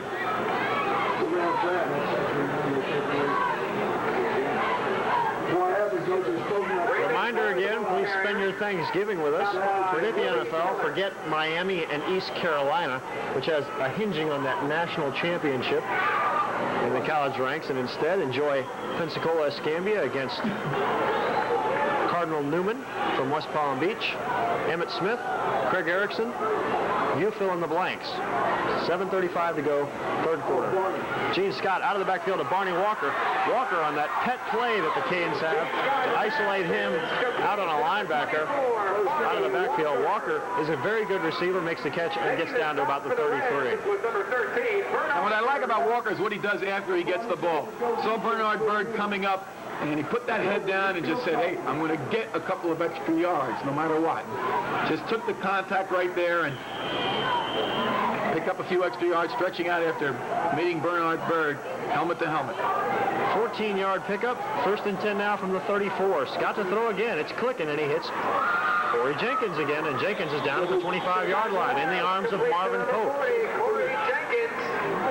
Well, the east side there was caught on an isolation I'm sure they don't want to be caught on. They had Pope, number 40, on number 40 for GHS, Corey Jenkins, and there's no way Marvin Pope can keep up with Corey Jenkins. If they get him on a slant going to the sideline, there's no way that Marvin Pope, although he is a great athlete, is going to be able to keep up with Corey Jenkins. The Rams have called timeout. Coach Larry White will talk things over with his crew. Coach Gunnar Paulson making his way to the GHS huddle. You see him there? Believe me, when I was down on the field with Mr. Smith from the High School Activities Association, it was cold. It's a lot colder down there than it is on the booth, yet Gunnar Paulson continues to wear the coach's shorts. That's Tuesday night at 7 p.m. Maybe they're electric, Bob. I think they're censoring our shot here, Ken. They waist only up shot. No legs on a night like tonight. No exposed chili flesh on this program.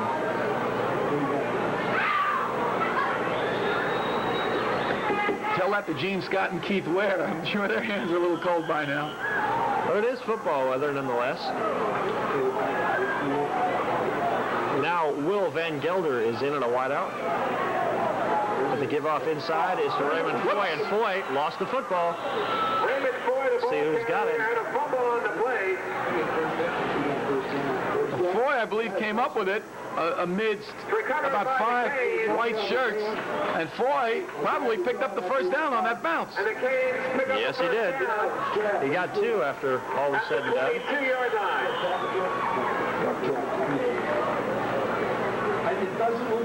Clock running 6:50 to play in the 3rd quarter in a 7-7 game from Citizens Field. Sean C. goes split left. Tim Taylor is flank right. Raymond Foy again. A flag is down. Foy is inside the 20 to about the 18. May have a holding call, Ken, on number 79, Tracy Sykes. There's a penalty marker on the Left tackle, who I believe held Darryl Garrison, who was making a hard charge in, and I think it's going to be holding against GHS. Yeah, it's holding against GHS. Well, the Canes had been creeping up there and were about to knock on the door as they were approaching the 20-yard line. But now they're going to go back a lot farther. Hey, we got too many men. He's supposed to come out. Okay. So back to the 30-yard line. Okay, Tony. First and close to 20. Pitcher left to Barney Walker. Walker brought down by Bernard Bird. Kenneth Singleton also got a head in there. Another flag is down. Number 13 right there in your picture, Bernard Bird limping off. He made a nice tackle on the play, just with one arm bringing the runner Walker down. But then we're going to have some roughness after the play. And again, these teams letting their extracurricular feelings about each other and each other's school do damage to their respective teams in this ballgame.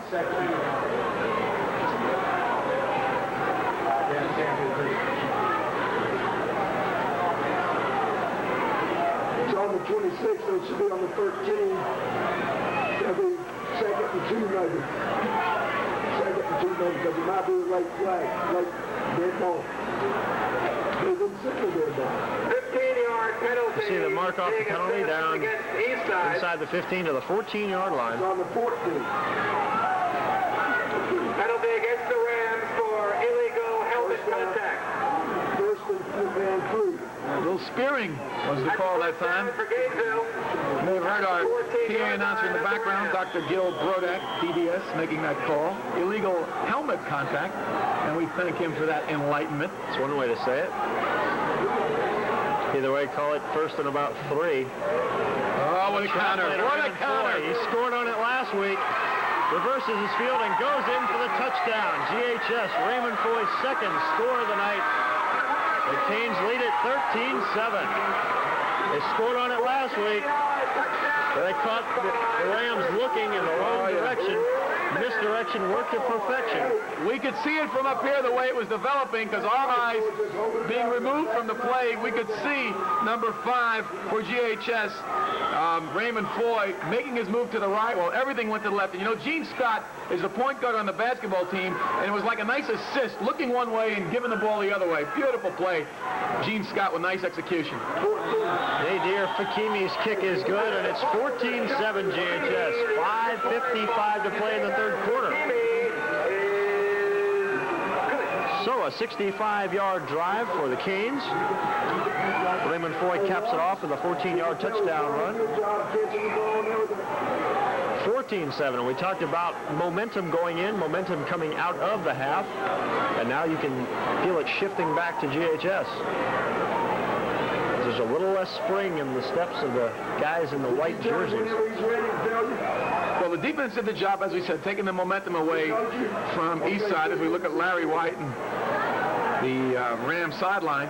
And then the offense, it was up to them. That's the big matchup of the half, the Cane offense against the Ram defense. And that time, with good execution led from Gene Scott and hard running from Raymond Foy, they went up the field. You know, GHS might have 2 runners with 100 yards in this game. Foy and Michael Howard, both with good yardage in this ballgame thus far. Kicking off for the Canes, number 83. Keith Sartain will kick it away. A low kick taken by Winston Thomas at the 13. And Thomas to the outside before Sartain wraps him up rather gruffly across the 35 and at the 37.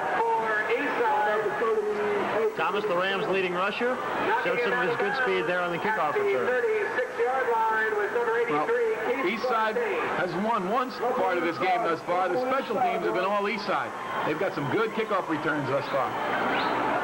Winston with a beautiful play that time, finding the seam and cutting up the sideline and taking up really good yardage. And Eastside, in the second half, has the better of the field position game than they did in the first half. They were backed up most of the first half. GHS also dominated in time of possession, Ken, in the first half. Vernon Bryant and Aaron McKnight are the wideouts. Baxton and I, Marvin Pope, and Larry Jones. Keith Ware, the quarterback, is to throw. Pressured hard, gets it out of the backfield. Marvin Pope. The ball was low, could only get one hand on it. It's incomplete.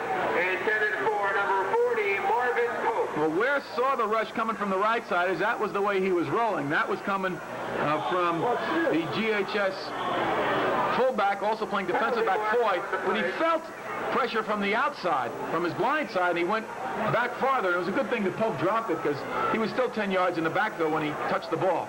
But again, another flag and away from the ball. Let's see what this one is. It appears to be against the Canes, as Todd Woolard is right there next to Bill McCall, so it looks as though it will be an Eastside option. Another unsportsmanlike.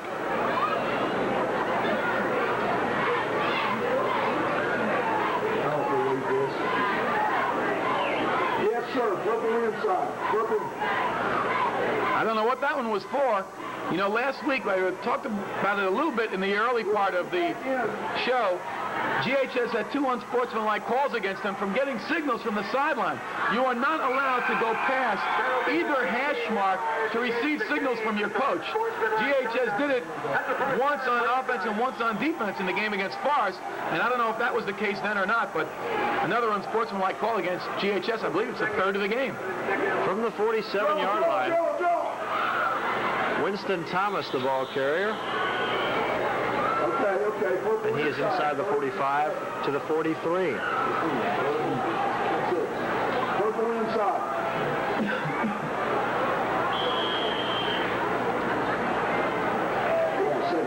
Ball carrier was Thomas for a gain of 3. It's second down and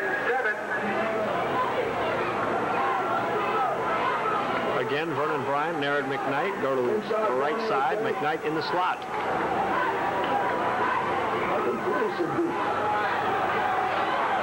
Ware again looking across the middle, looking for Todd Woolard, but underthrew his big tight end. Al Moore was covering. Number 82, Todd Woolard. Woolard had just about a step that time on the defender, but Ware threw a bad pass. It was a wobbler all the way. Never got a good spiral and fell short. Bad pass that time by Ware, who's had a pretty good game at quarterback in this one.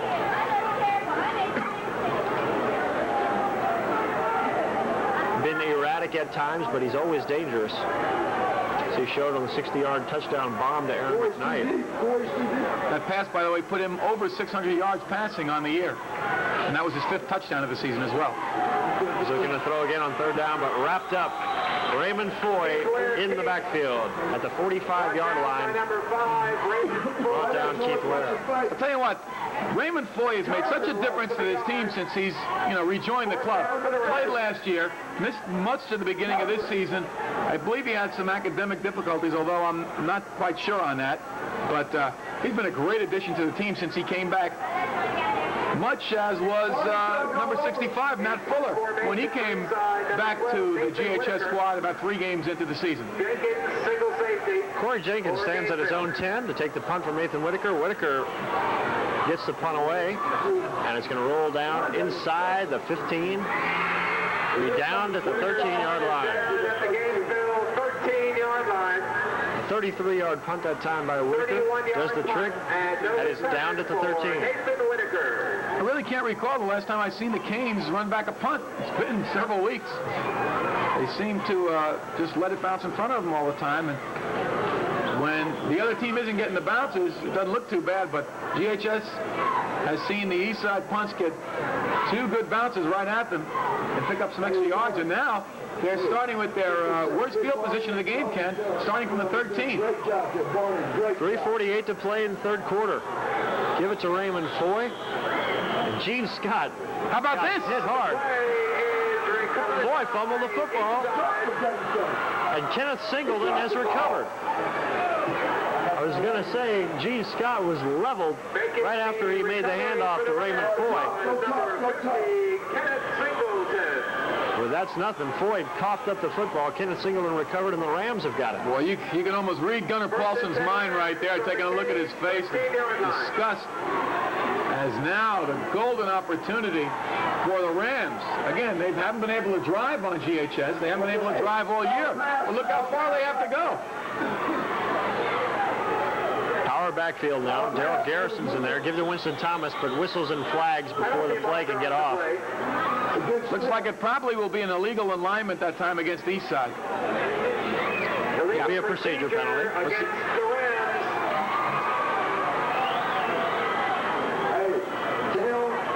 Someone wasn't set that time. They sort of had a strange alignment that time. And 5 yards will bring up 1st and 15 from the 20. Again, Eastside hasn't been able to mount the sustained drives, but when you start at your 15, you really don't have to have much of a drive to get in the end zone. And really, they have to score here, because if GHS is able to keep them out of the end zone, it really would be disheartening for the Rams. First turnover of the game, by the way, for GHS. Eastside has given it up 3 times in the first half via the interception.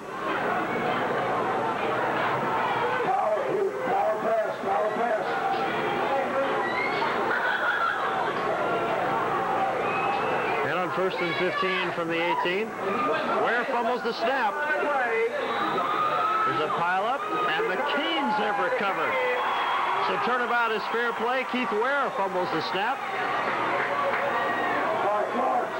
Ware had a shot at it, as he never did get the snap, but it squirted away from him, and it was all purple shirts. And right there you see number 40, Corey Jenkins. He of the short haircut.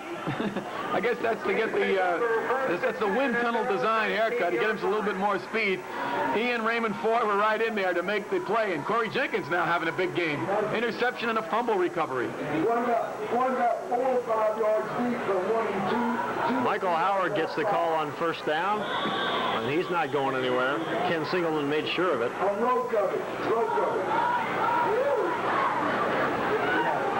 Maybe a yard. Michael Howard on the carry. 2:45 to play in the 3rd quarter. Hey, good job, though. GHS still leading 14-7 as they dodge a bullet there after coughing the football up on a fumble. Get a fumble and get it right back.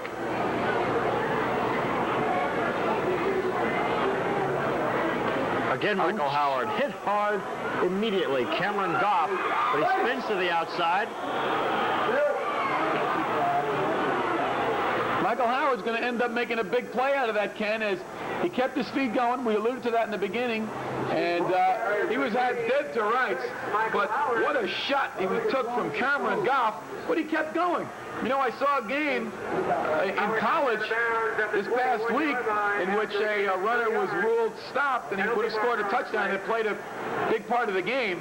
But that time, Howard was able to keep going, didn't gain any yards, but then was hitting the head as he was going out of bounds. So it's going to be 15-yard gain, in essence, for the team, and an automatic 1st down. So Michael Howard doesn't get much yardage, but he really helps his team with that extra effort. And that was the hardest hit of the game thus far for Eastside. Cameron Goff really delivered a stick on Howard. Just when you got that great balance, somehow you're able to keep your feet, keep your balance and keep your feet going. Michael Howard showing why he's going to end up playing somewhere in college next year.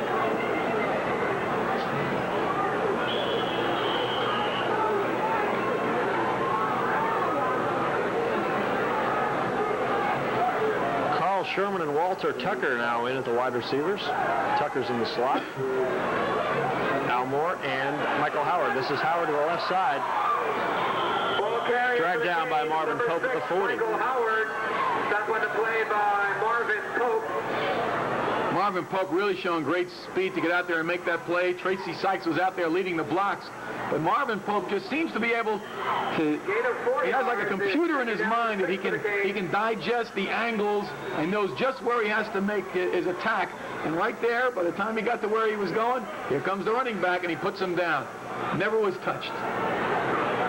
Sometimes that's just as good as being a great tackler, being able to avoid the blocks, Ken. And Marvin Pope does both very well. Again, Michael Howard wrapped up in the backfield. Todd Willard. Darrell Willard hasn't made a tackle for the Rams in a while.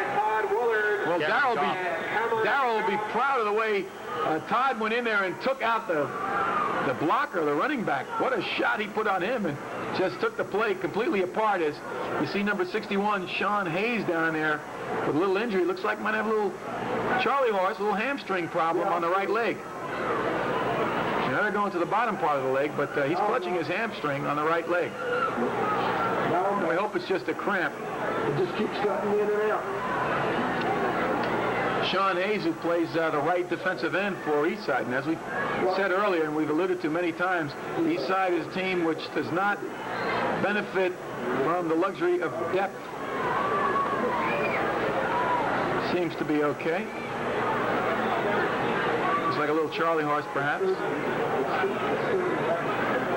Sean Hayes, 200-pound junior for the Rams, and now he's trotting off, so I'm sure you'll see him back in a moment. I believe the rule is, Ken, that he has to come out for at least one play or the team will be charged with a timeout. And we saw Gene Scott leave at quarterback for one play in the second quarter, and he came back immediately, and I believe we'll see Hayes right back in. 3rd and 11 now. Barney Walker gets the call, and Barney is wrapped up at the 25-yard line. So it'll bring up 4th down with a minute to play in the 3rd quarter. You know, the score is 14-7, and as you see it right there, flash momentarily, but to me, GHS, it seems, is dominating the game, but they're only up 14-7, and I don't know how Eastside is still in the game. They've turned it over 4 times. GHS has the ball all the time, but Eastside is still hanging in there, and I really don't know how they're doing it. Keith Sartain gets the punt away. High kick, good kick. Vernon Bryant at his own 30. Brought down there, Walter Tucker making a nice play on special teams. By Vernon Bryant at the 30-yard line. Senior wide receiver. Doesn't see a lot of action on offense, contributing on the special teams. 35-yard punt and no return by Keith Sartain. Well, now Eastside, which had 15 yards to go to tie the score up a few moments ago, now has to go 70. And we are very, very close, Ken Tomash, to the end of the 3rd quarter. This should be the last play. Keith Ware in the shotgun. The Rams moved a little too early, so this will not be the last play. Keith Ware, Flags and procedure penalties. Penalty markers down on the field. A little too anxious. Just took off a little early. Well, literally, this is a little bit more than overzealousness on the part of these two teams. You would think they would have most of this stuff ironed out this late in the season. It is sort of getting late in the season, is it not, Ken? Too many errors in this ball game. Both these teams a little too sloppy, I'm sure, for their respective coaches' benefit and interest.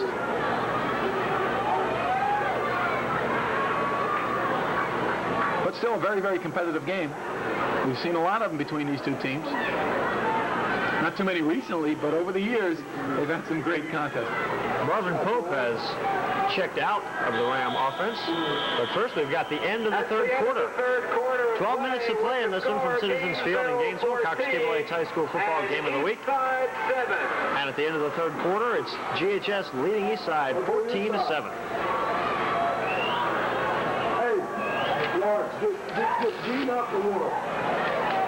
6 yards on the outside shoulder.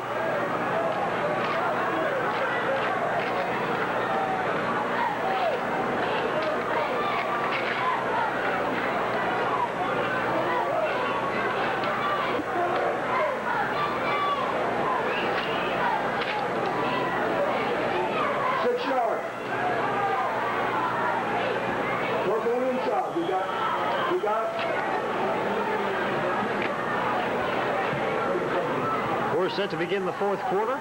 Eastside with a 1st and 15 from their own 25, and Keith Ware looking to throw out of the shotgun again, looking for Larry Jones, a freshman, out of the backfield. But he led him just a little too much.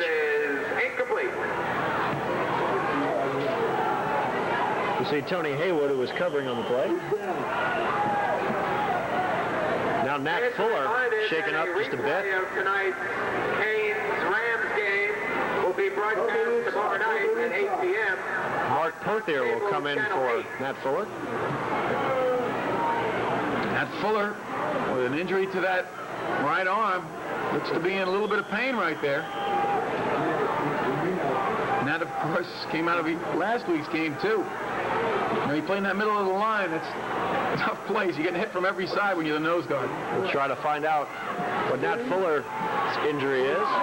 Keith Ware hits Darrell Woolard, Todd Woolard.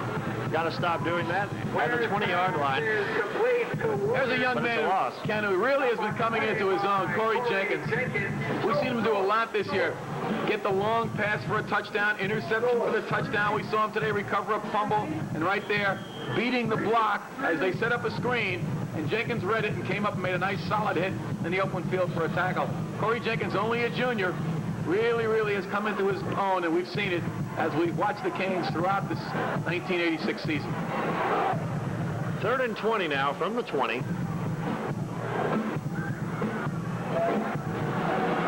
Again, Keith Ware rolling left. The flag is down, and Ware is down. Ware was sacked that time by Charlie Morris and also number 5, Raymond Foy, in the backfield. And I think there might be a holding play also there against Eastside. Yes. Preliminary signal is holding against. Well, there's no way they'll take that, as they had a huge loss on the play.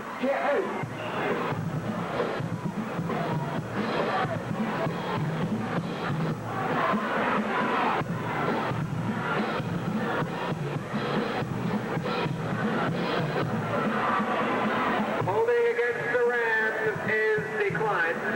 4th down.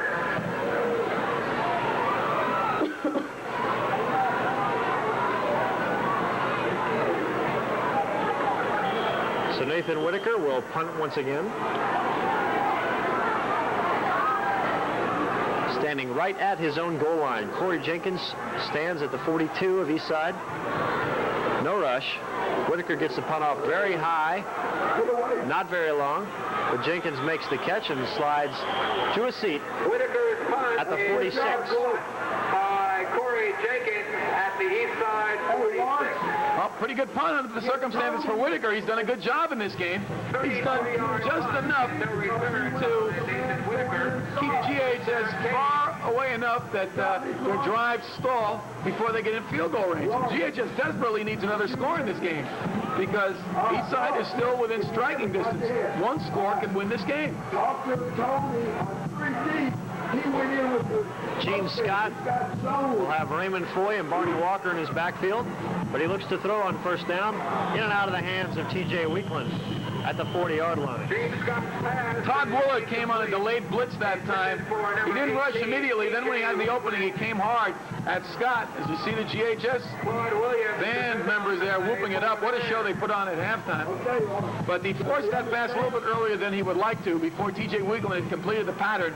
And as a result, they mistimed the play and it went incomplete. But good defense on Eastside's part. And again, defense keeping the Rams in this game. It's only 14-7 as you see. 10:39 to play in the game. Scott to throw again. Across the middle, threw it into a crowd. Looking for Keith Sartain. Number 83, Keith Sartain is incomplete. 2 Eastside defenders and a man in a black and white striped shirt were hanging around the vicinity of that ball. Singleton breaks up the pass for the Rams. Well, GHS can looking to the air on the first 2 downs, and they've only taken a few seconds off the clock in this drive. Clock about to become a part of this game, but GHS is not helping their cause right now by throwing incompletions on this drive. 3rd down, Raymond Foy is going nowhere. What they've got there is a drive that's going to amount to about 45 seconds. About 5 seconds on each of the previous 2 plays, and by the time they get this punt off, another half minute, so 3 and punt, and that's the second time the Rams have held the Canes without any yards on a drive.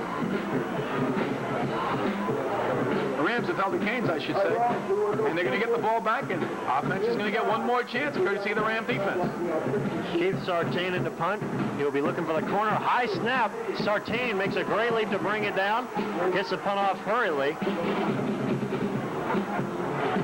But it's not a bad one considering, and it'll be down to the 22-yard line. 21-yard line. Quickly now down to the field of Paul Grove. Paul, what's up? 24-yard punt and no return.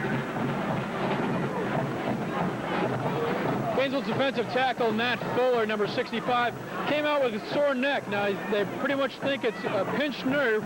Trainer says he's going to see if it happens again. If it happens again, he's going to take him out, but he should be back in for the next series. Now, let's go back to you, Ken. Thank you, Paul. And you know where I can get any of that gum? Never mind. First down from the 21 for Eastside. It'll keep your teeth from chattering, Ken. I'll tell you that. We don't have sound. We do not have a sound. Where to throw again? Overthrows Larry Jones. Tony Haywood was giving chase, but the ball was just overthrown. Pass is incomplete. Intended for Larry Jones, and defending on the play for Gainesville was Tony Haywood. We've got 9:19 to play from Citizens Field in Gainesville. Ken Tomash, Bob DeLessio with you. Hope you're enjoying this high school football game of the week. Remember, next week, first annual Florida Classic, Pensacola Escambia against West Palm Beach Cardinal Newman High. See Emmett Smith. You bad gummy bear.